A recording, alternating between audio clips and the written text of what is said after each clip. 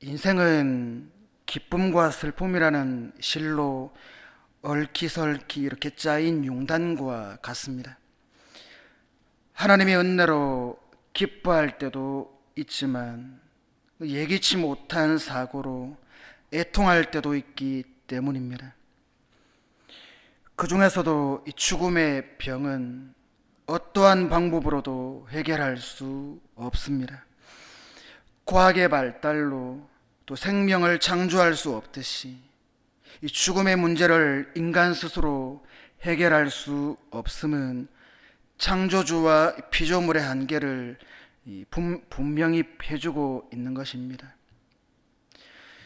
하나님이 구원의 역사를 행하시면서 이루신 이 최대의 기적이 무엇입니까? 바로 죽은 자를 살리는 부활의 능력입니다. 예수님께서 십자가의 고난을 받으시고 무덤에 들어가서 다시 살지 못했다면 이 기독교의 신앙은 아무 의미가 없을 것입니다. 그러나 하나님께서는 이 그리스도의 부활을 통해 영생의 소망을 믿는 자에게 주셨습니다.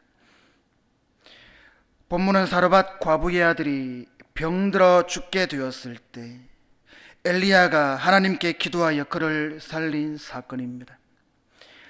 이 사건은 바로 앞에 나오는 사건보다 더욱 극적으로 하나님의 초자연적인 능력과 주권을 드러내고 있습니다. 자신의 죽은 아들을 살릴 수 있는 하나님의 능력을 눈으로 보게 된 이방 여인의 고백은 이 사건의 정점이라 할 수 있습니다. 엘리야를 통해 행하신 죽은 자를 살리시는 하나님의 이 능력의 역사는 이러한 하나님의 부활의 능력을 증거합니다. 다시 말해 죽음 앞에 무릎을 꿇을 수밖에 없는 인간에게 이 영생의 소망을 주신 것입니다. 그래서 우리는 인생에서 슬픔의 날을 만날 때 그때에도 슬픔의 탄식을 믿음의 탄성으로 바꾸실 하나님을 신뢰해야 합니다. 본문이 증거하는 하나님의 역사를 통해 영생을 주시는 하나님의 능력을 확신하는 여러분 되시기를 바랍니다. 오늘 본문에 보니까 과부 아들이 갑작스럽게 죽어버렸습니다. 17절에서 18절에 이 일 후에 그 집 주인 되는 여인의 아들이 병들어 증세가 심히 위중하다가 숨이 끊어진지라 여인이 엘리야에게 이르되 하나님의 사람이여 당신이 나와 더불어 무슨 상관이 있기로 내 죄를 생각나게 하고 또 내 아들을 죽게 하려고 내게 오셨나이까. 사르밧 과부의 아들이 병들어 심히 위중하다가 숨이 끊어졌습니다. 숨이 끊어졌다라는 이 말은 과부의 유일한 희망인 아들이 죽은 사실을 강조하고 있습니다. 자신의 아들이 죽자 걷잡을 수 없는 비탄에 잠겼습니다. 갑작스러운 일에 과부는 이 손 한 번 제대로 못 쓴 것 같습니다. 사르밧 과부는 엘리야의 말대로 얼마 남지 않은 가루와 기름으로 음식을 만들어 그에게 먼저 제공했을 때 이 엘리야에게 임한 하나님의 말씀처럼 그녀의 집에 음식이 끊이지 않고 또 제공되는 기적을 체험했습니다. 하지만 이 그녀의 아들이 병들어 죽게 되는 사건이 닥치자 어떻게 했습니까? 그 고난의 원인을 엘리야에게 돌렸습니다. 가난한 과부의 그녀에게 유일한 희망이었던 아들이 죽게 되자 그녀는 하나님의 사람인 엘리야에게 다가가서 엘리야 때문에 이런 일이 생겼다고 그렇게 말했습니다. 좀 더 자세히 말하면 하나님의 사람으로서 거룩한 자인 엘리야가 죄 많고 부족한 사람인 자기 집에 와서 자기가 지은 죄를 생각하고 그녀가 지은 죄에 대한 하나님의 형벌로 아들이 어린 나이에 죽게 됐다는 것입니다. 하나님의 사람 엘리야가 자기 집에 오지 않았으면 거룩하신 하나님이 자기의 죄와 이 부족함에 관심을 기울이지 않고 그냥 지나칠 수 있었을 것인데, 엘리야가 와서 하나님께서 그녀 자신의 부족하고 또 죄 많은 모습을 보게 되었다는 것입니다. 이 고대인들은 자신의 육체의 질병이나 재난을 이처럼 자신의 죄와 직결해서 생각했습니다. 자신의 죄와 허물에 대한 이 신적인 인과응보의 결과라는 이 생각은 큰 고난과 슬픔에 빠진 자들이 보편적으로 가지는 것이었습니다. 그러나 이 사건은 그녀의 이 특별한 범죄 때문이라기보다는 하나님의 하시는 일을 나타내기 위함이었습니다. 과부에게 임한 고통은 육체의 가시 같았어 자기에게 베풀어진 이 하나님의 은총과 존귀로 스스로 자기를 높이지 않도록 하는 것이었습니다. 이런 상황에서 이제 엘리야는 불가능에 도전하는 기도를 하나님께 드립니다. 20절에서 21절에 여호와께 부르짖어 이르되 내 하나님 여호와여, 주께서 또 내가 우거하는 집 과부에게 재앙을 내리사 그 아들이 죽게 하셨나이까 하고 그 아이 위에 몸을 3번 펴서 엎드리고 여호와께 부르짖어 이르되 내 하나님 여호와여, 원하건대 이 아이의 혼으로 그의 몸에 돌아오게 하옵소서 하니, 엘리야는 이러한 상황에서 하나님을 변호하거나 자신의 행위를 변명하는 그 어떤 말도 하지 않았습니다. 오히려 엘리야 자신도 이 갑작스럽게 닥친 사건에 나름대로 놀라면서 왜 이런 일이 생기게 되었는지 하나님께 질문을 던집니다.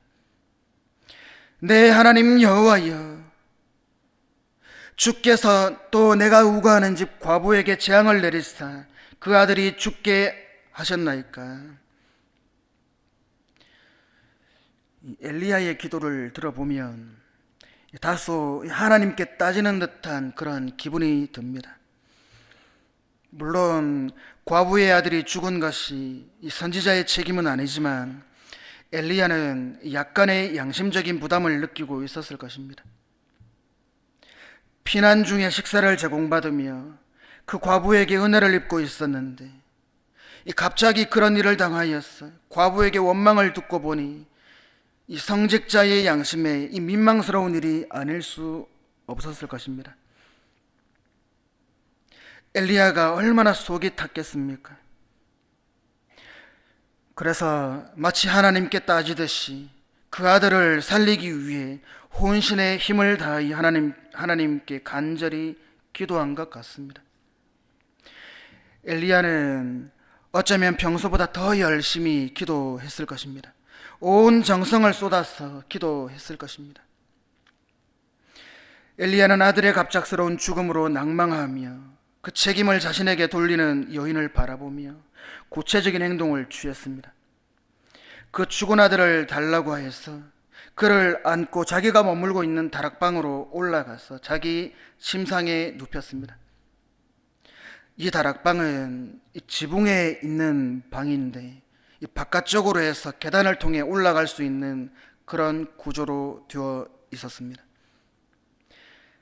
엘리야는 하나님께서 인간의 이 생사화복을 주관하시는 주관자시라는 믿음을 가지고 그를 다시 살려주시기를 간구했습니다. 아이를 살리기 위한 엘리야의 기도가 조금 보면 특이합니다. 어떻게 했습니까? 엘리야는 자신의 몸을 죽은 아이의 시체 위에 반듯하게 엎드렸다가 일어나기를 3번이나 반복해서 기도했습니다. 기도와 동시에 몸짓으로 하나님께 보여드리면서 선지자가 할 수 있는 온 정성과 최선을 다했습니다. 이는 엘리야가 취했던 이 행동과 엘리사가 취했던 행동과 비슷합니다. 자신의 생명으로 그 아이를 덮은 것입니다. 이는 은혜의 말씀이 죽은 아이를 덮는 은혜의 말씀이 죽은 아이를 덮는 것과 같았습니다. 과부와 그 아들도 다른 모든 사람처럼 아담의 원죄를 갖고 태어나 죽어 마땅했습니다. 그러나 은혜의 말씀, 즉 예수 그리스도 자신께서 하나님의 진노로부터 우리를 덮으시고 보호하시는 화목 제물이 되셨습니다. 엘리야가 자신의 몸을 아이 위에 올려놓으며 생명을 회복시켜 줄 것을 부르짖는 이유도 여기에 있었을 것입니다. 이러한 행동은 아이의 소생을 바라는 간절한 염원의 표현인 동시에 하나님이 살리시는 능력이 자신의 몸을 통해 그 아이에게 전달될 것을 믿는 신앙에서 비롯된 것입니다. 엘리야가 하나님의 완전수를 유념해서 3번 반복한 것은 하나님의 능력에 의해서만 소생이 가능함을 믿어서입니다. 그랬더니 이제 아들이 살아났습니다. 22절에서 24절, 여호와께서 엘리야의 소리를 들으심으로 그 아이의 혼이 몸으로 돌아오고 살아난지라. 엘리야가 그 아이를 안고 다락에서 방으로 내려가서 그의 어머니에게 주며 이르되, 보라, 네 아들이 살아났느니라. 여인이 엘리야에게 이르되, 내가 이제야 당신은 하나님의 사람이시요 당신의 입에 있는 여호와의 말씀이 진실한 줄 아노라 하니라. 하나님은 선지자의 기도를 들으시고 놀라운 기적이 일어나게 하셨습니다. 죽었던 아이의 혼이 다시 돌아왔습니다. 살아난지라, 이 말은 살다, 생명을 갖다, 영원히 살다와 같은 의미입니다. 질병에서 고쳐지거나 죽음에서 다시 살아난 사건을 가리킬 때 사용합니다. 또한 절망에서 일어나 새로운 삶을 살아가는 모습을 표현하기도 합니다. 하나님께서는 자신이 하시는 일이 무엇인지를 나타내기 위해 과부의 죽은 아들을 살리셨습니다. 엘리야의 능력이 아니라 생명을 주관하시는 하나님의 능력이 여인의 아들을 살리신 것입니다. 그렇습니다. 하나님은 인간이 해결할 수 없는 죽음의 불가능한 문제를 해결하십니다. 이 사건으로 인해 여인은 살아계신 하나님에 대한 확실한 믿음의 고백을 하게 되었고, 하나님에 대한 더욱 깊은 믿음을 가질 수 있었습니다. 또한 이 사건은 하나님의 관심과 은혜가 이방인에게도 베풀어지고 있으며, 인간의 생사화복을 주관하시는 이 하나님의 능력이 이방인에게도 임할 수 있고 또 임하고 있다는 점을 보여주고 있습니다. 3년 동안에 걸친 이 국가적 가뭄의 때에 아합 왕과 이세벨의 분노를 피해서 피신하여 공적인 활동을 하지 않고 있던 엘리야였습니다. 하지만 하나님께서 그릿 시냇가에서 먹여주시고 마시게 해주시던 그 시절의 체험과 사르밧 과부의 집에 먹을 것이 끊이지 않도록 기적을 베풀게 해주신 사건, 그리고 특히 그 과부의 아들이 병들어 죽었을 때 하나님께 기도하여 다시 살아난 이 사건은 엘리야에게 영적으로 무장할 수 있는 기회를 제공해 주었습니다. 그래서 하나님께서 새롭게 제공하시는 공적인 활동 무대에서 당당하게 하나님의 대변인으로 활동하도록 할 수 있도록 만들었습니다. 여러분, 오늘 말씀은 우리에게 무엇을 교훈해 주고 있습니까? 오늘 말씀의 제목처럼 슬픔의 탄식을 믿음의 탄성으로 바꾸시는 분은 우리 하나님이시라는 것입니다. 평소에 믿음이 강해 보이던 사람도 예상하지 못한 슬픔과 아픔, 그리고 어려움과 고난을 당하고 그에 대한 하나님의 섭리를 알 수 없어서 더 절망할 때가 있습니다. 그런 상황에 빠지면 비탄과 안타까움의 눈물을 흘리게 됩니다. 그러나 우리의 눈물은 자책이나 원망 때문이 아니라 하나님의 손길을 바라는 믿음에 근거한 것이어야 합니다. 하나님 앞에서의 겸손한 호소와 기도로 이어져야 하는 것입니다. 그때 우리는 하나님을 향해 원망하지 않고 하나님께 호소하는 기도를 드릴 수 있는 믿음이 필요합니다. 모든 상황을 주관하시는 하나님을 의지하고 하나님이 뜻하신 바가 있음을 믿어야 합니다. 이 말은 현실을 회피하거나 부정하라는 것이 아닙니다. 우리 삶의 주관자가 하나님이심을 확신해야 한다는 것입니다. 제가 27살 때 대학교를 딱 졸업했을 때 CCC 간사로 헌신하느냐 신학교를 가느냐 두 가지의 선택의 기로에 섰습니다. 그때 당시에 막내 작은아버지가 목사님이신데 무엇이 맞는지 잘 몰라서 한번 찾아뵈야 되겠다 싶어서 찾아갔습니다.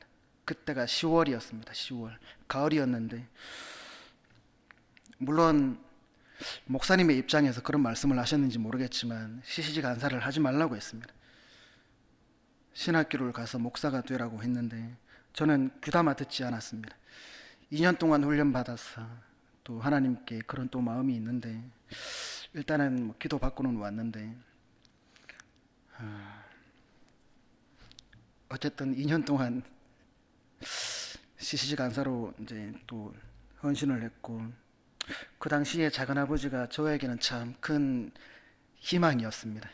희망이었고 많은 저하고 14살 뭐 이렇게밖에 차이 안 났으니까 엄청 가깝게 지냈습니다.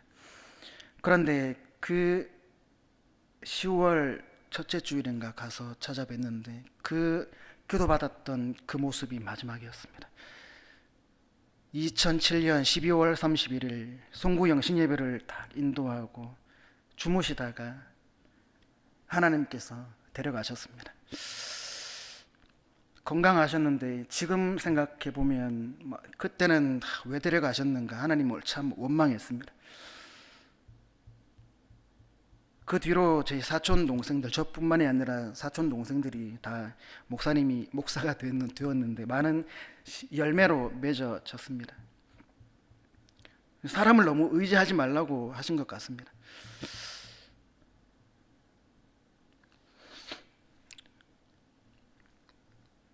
그때 제가 얼마나 부모님이 보지 않는 곳에서 울었는지 모릅니다.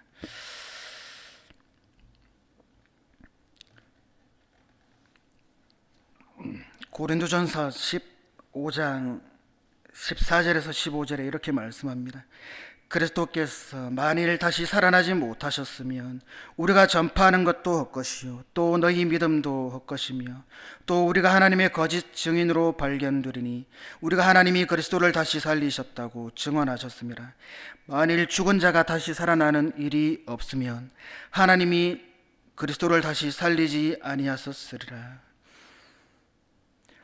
하나님의 사람을 통하여 놀라운 역사를 행하심으로 이 여호와 하나님이 이 생명을 주관하시는 분임을 증거했습니다. 예수님께서도 죽은 자를 살리는 역사를 행하셨고 궁극적으로는 자신이 죽었다가 부활 승천하심으로써 하나님의 구속의 이 역사를 증거하셨습니다. 본문의 사건은 수넴 여인의 아들을 살린 엘리사의 이적과 또 나사로를 살리신 예수님의 이적과 매우 흡사한데 이러한 이 부활의 예표들은 그리스도의 부활을 통해 온전히 성취되었습니다. 고린도전서 15장 20절에서 21절 그러나 이제 그리스도께서 죽은 자 가운데서 다시 살아나사 잠자는 자들의 첫 열매가 되셨도다. 사망이 한 사람으로 말미암았으니 죽은 자의 부활도 한 사람으로 말미암는도다. 엘리야와 예수 그리스도께서 행하신 부활의 능력은 성도가 소유한 부활 소망의 근거가 됩니다. 제가 28살 때 그런 일이 일어났는데, 저희 작은아버지가 그때 저보다 나이가 어렸습니다. 43살이었습니다. 43살. 말씀을 준비하면서 막 이런저런 막 생각도 나고, 말씀을 통해서도 위로를 받고 그렇습니다. 엘리야후와 예수 그리스도께서 행하신 부활의 능력은 성도가 소유한 부활 소망의 근거가 됩니다. 엘리야후와 예수님께서 살리신 죽은 자들은 다시 죽임을 당해야 했지만, 엘리야후와 예수님은 살아있는 상태로 승천하심으로써 성도의 부활의 영광을 증거하여 주었던 것입니다. 요한복음 11장 25절에서 26절 다 같이 읽어보겠습니다. 시작. 예수께서 이르시되 무릇 살아서 나를 믿는 자는 영원히 죽지 아니하리니 이것을 내가 믿느냐. 성도는 그리스도 안에서 이미 믿음으로 부활의 능력을 체험한 자입니다. 중보자 되시는 그리스도께서 부활하심으로써 믿는 모든 자의 부활을 보장하셨기 때문입니다. 예수님을 믿는 자는 죽어도 살게 될 것입니다. 영생을 누리게 될 것입니다. 우리는 이 사실을 굳게 믿고 있습니다. 그렇게 우리는 하나님의 아들 예수 그리스도, 예수님이 우리 죄를 대신해서 십자가에서 피 흘려 죽으시고 부활하셨다는 그리스도 십자가 대속의 피의 복음으로 깊이 뿌리 내려야 합니다.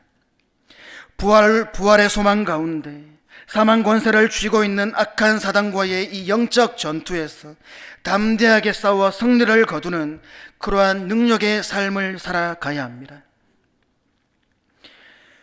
우리는 오늘 본문에 나오는 이 여인의 고백에서 우리의 믿음을 점검해 보아야 합니다. 이스라엘이 배척한 엘리야를 영접한 믿음, 그에게 살과 피와 같은 물과 빵을 대접한 믿음, 가루가 떨어지지 아니하리라 하는 믿을 수 없는 엘리야의 말을 믿은 믿음. 그런데 이 모든 믿음을 초월하게 한 내가 이제야 당신은 하나님의 사람이시요 당신의 입에 있는 여호와의 말씀이 진실한 줄 아노라 한 믿음. 우리는 과연 어느 단계의 믿음에 머물러 있는가 돌아볼 필요가 있습니다. 이스라엘에서 배척당한 하나님의 말씀은 이방인 과부에게 보냄을 받아 영접되었고, 그의 아들을 다시 살리심을 통해 그의 입의 말이 진실한 여호와의 말씀임을 확정되었습니다. 엘리야는 북이스라엘을 그리고 과부의 가정을 죽이고 멸망시키려고 보내신 심판, 즉 율법이 아니라 구원하시려는 하나님의 은혜였습니다. 애초에 엘리야를 가난한 과부의 집으로 보내 서로 돌보게 하셨을 때부터 하나님이 특별한 은혜를 예정하셨고, 이 사건은 그러한 하나님의 계획 중 하나였을 것입니다. 지금 우리에게도 이와 같은 회생 사건은 기대하기 힘든 예외적인 일일 것입니다. 그러나 진실한 하나님의 사람에게는 이러한 하나님의 인정이 꼭 있습니다. 엘리야처럼 간절히 기도하고 진심으로 섬기면 하나님이 응답해 주실 것입니다. 지금 우리는 교회와 하나님에 대한 불신과 거부감이 갈수록 심해지는 시대를 살고 있습니다. 세상은 반지성주의, 다시 말해 이 학교에서 배우는 그런 학문, 과학 이런 것들은 다 무시해 버립니다. 오로지 자신이 생각하는 것, 또 의지 이런 것들이 더 중요하다고 생각하는 그러한 시대를 우리가 지금 살아가고 있습니다.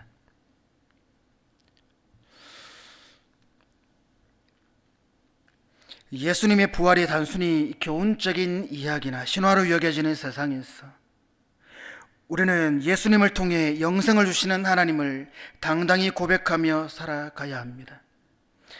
영생을 얻은 자로서 우리는 세상을 살아가는 동안 살아계신 하나님을 전하는 도구가 되어야 합니다.